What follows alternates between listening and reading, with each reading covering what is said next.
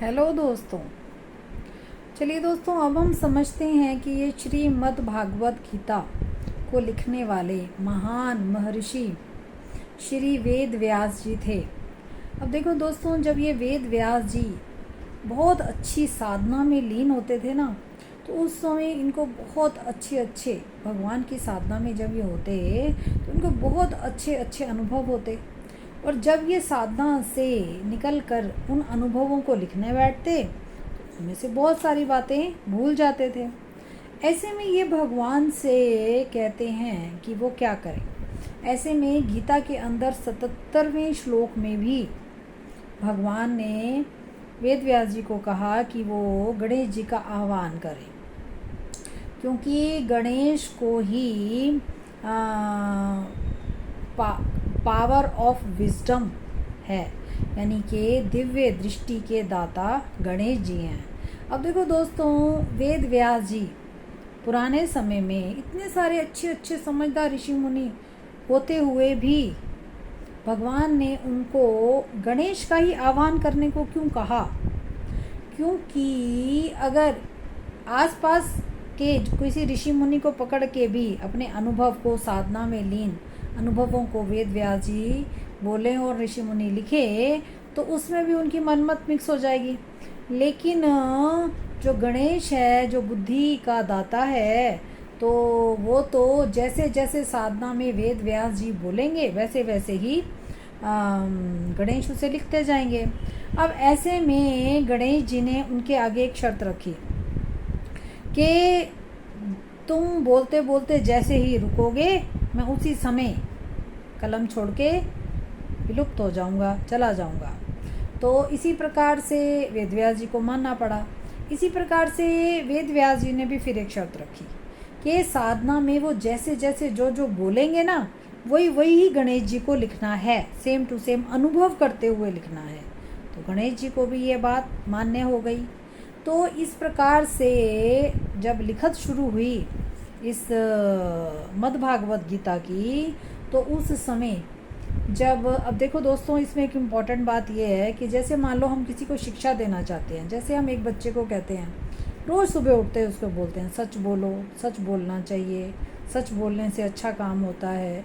तो अगर हम कई दिन उस बच्चे को बोलते रहेंगे ना, सच बोलना चाहिए, सच बोलना चाहिए, सच बोलो, तो वो आखिर 4-5वें दिन फेडअप होकर के क्या कहेगा? हाँ, पता है सच बोलना चाहिए।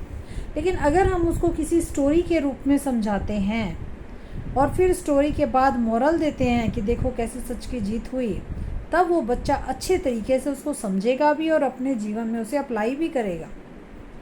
बिल्कुल उसी प्रकार से वेद व्यास जी ने इन मोरल की बातों को कहानी के रूप में भागवत के अंदर दिखाया कि जैसे कि एक धृतराष्ट्र है जो आंखों से अंधा है, और वो संजय को कहता है कि देखो इस धर्म क्षेत्र कुरुक्षेत्र में क्या हो रहा है, मुझे देख करके बताओ।